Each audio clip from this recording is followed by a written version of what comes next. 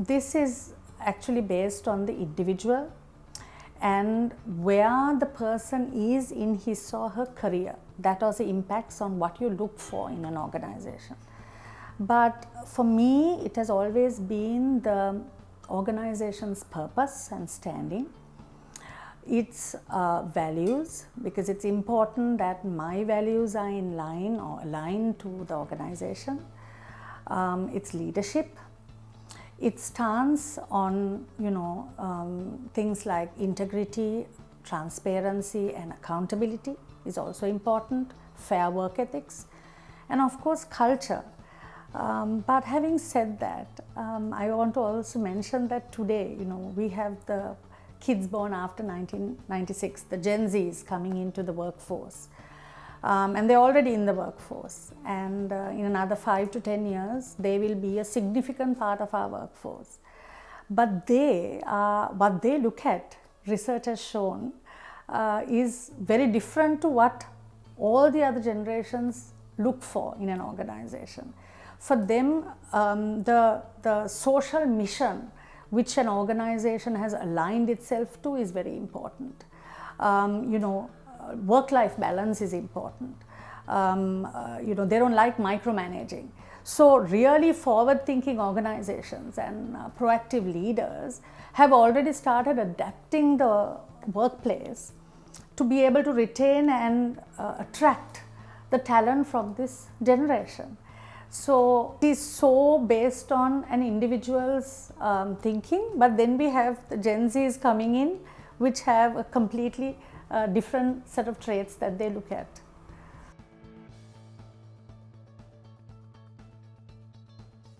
So we all know that retaining talent is one key factor for the success of an organization, and therefore we need to have the necessary tools and methods and processes in place to identify talent, those who play critical roles in your organization and those who have the potential. And it is important that we have a structured plan in place to retain this talent. We can't have one plan for everybody, right? And it cannot be an ad hoc plan. It has to be a carefully thought out, structured plan where you get the commitment also from the top. Now, having said that, I don't believe that every single person should be retained in the company forever. I believe in new blood, new pair of eyes. And in fact, HR guru I met many years ago told me that, after 5 years of doing the same job, the same role in the same place, what you contribute to the organization and what the organization contributes to you starts diminishing. So, you need to always change at least the scope, your scope. Therefore, having said that, we know that high staff turnover leads to low morale, low productivity, low performance. I mean, these are things we all know. And therefore, I believe that whatever plan we have in place needs to be communicated to the people who you are trying to retain. This is something that most organizations or many don't do. They have a beautiful structured plan, but they fail to communicate it to the person. When you communicate to someone and say, hey, you are part of our talent pool, that itself is a huge motivation for the person, and it builds loyalty towards the organization and the leadership. So, communicate your plan, make it be a carefully thought out plan, get the commitment from the top, and if you have an employee or a team member who is not contributing to the best of his ability, or he is low in motivation, put sincere effort to convert him to a performer, because ultimately it's important that you have a motivated, energized, talented team in the organization.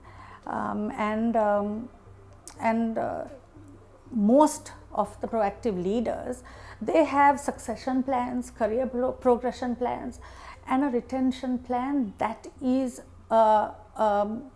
it's part of the DNA of the organization, and that's how it has to be.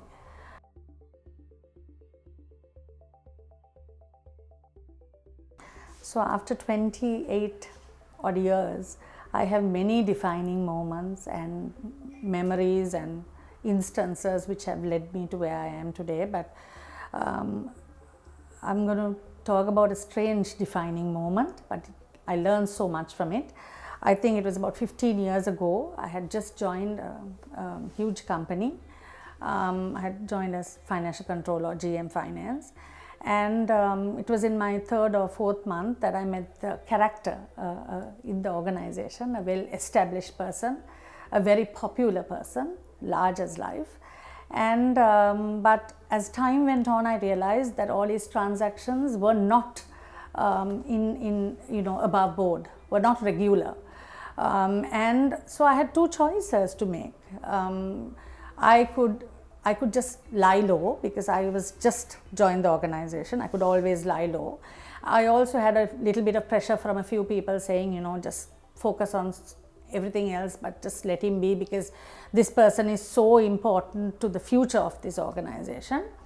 Or I could just simply do my job, which I was, recruited to do, and which is what I did. So he was a bully. And like any bully, it was not an easy task to take the person on. You meet people like this in your personal life, in your official life. And so I did my job, which was not the most popular thing to do at the time. I wasn't even sure whether I will have my job, but I did my job to the best of his ability, and I was able to present facts, evidence that the transactions were not regular. And with that, to cut a long story short, the person was terminated, and I was able to earn the respect from my bosses and my peers, and actually do what I was hired to do, and what I learned from it. It was very tough, trust me. I was young. It was my new job, and I was really happy at being there. I didn't want to lose my job. But what I realized was that ultimately you have to do the right thing, even if you don't have to do it, or even if no one is watching you. And if it's however hard it is, that is the value that the company expected you to create when they recruited you. And with that, you may not become the most popular person, but people will respect you for doing the job. And another thing I learned was to be fearless in performing your job. It's very important that you have the backing of your bosses and your management. That helps you be fearless. That helps you do your job to the best of your ability. And so while it was a bittersweet experience, it was very tough. It was very hard because when you take on a bully, you get thrashed. But at the end of the day, I succeeded from it.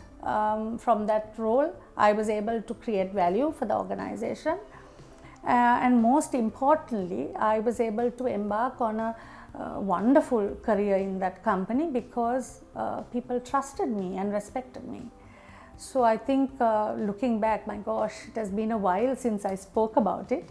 But yes, I think it can be categorized as a key moment in my life which shaped me for who I am today.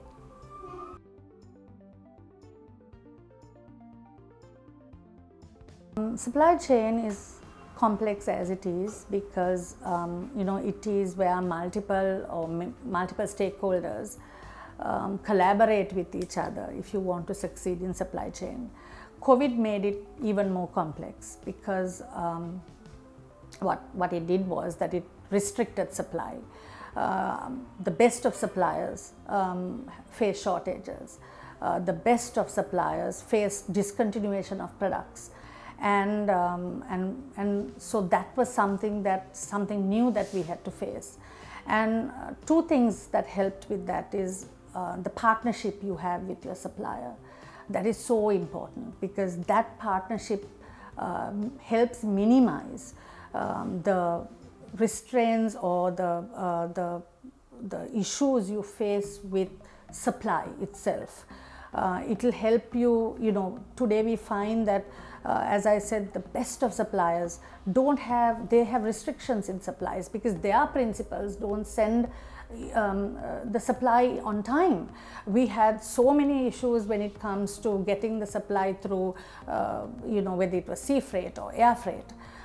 So with that, a great partnership would have your back, would minimize the shortages you face. Second thing is to ensure that your orders are accurate. The accuracy of your order improves. And one of the things that we've started is to bring technology in. Not only does it help improve accuracy, but it also helps with efficiency. So I think for the next year or so, we will continue to face this because, even a few days ago, we had an issue. Suddenly, there's a shortage of supply, and especially where I come from, a hospital, it impacts the patient. So it is key that you have very strong partnerships with your supplier, and you talk to the relevant people in your organization and have always an alternate product to the key products that you have. Because what most of the time will happen is you will have to go into an alternate product if there are shortages. So I think strong partnerships and technology helps you face supply chain under pressure with COVID.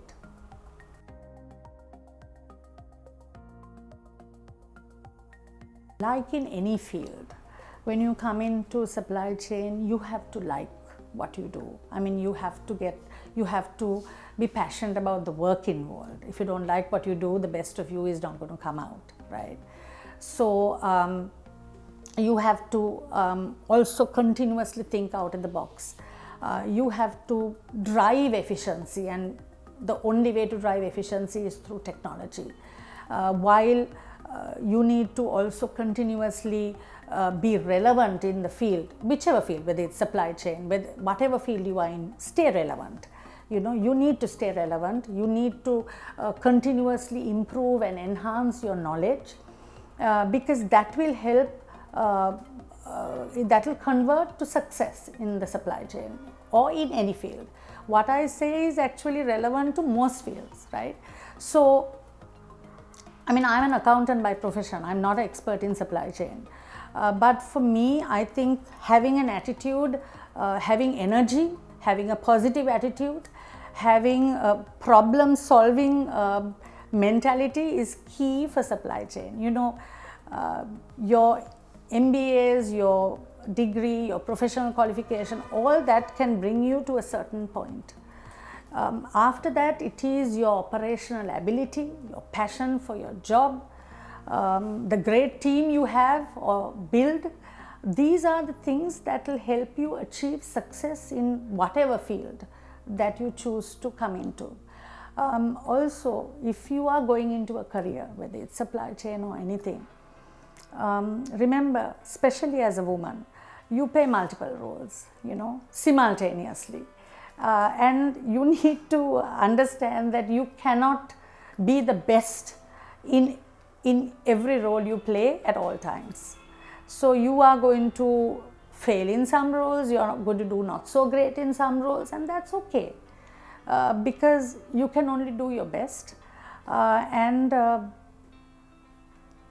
You have to have fun with it. There'll be horrible days, there'll be bad days, there'll be days when you're really under pressure and you ask yourself, why the hell am I still working? But if you move that aside and you breathe and you enjoy and you're content with the life you lead, which includes the work you do, then that's great.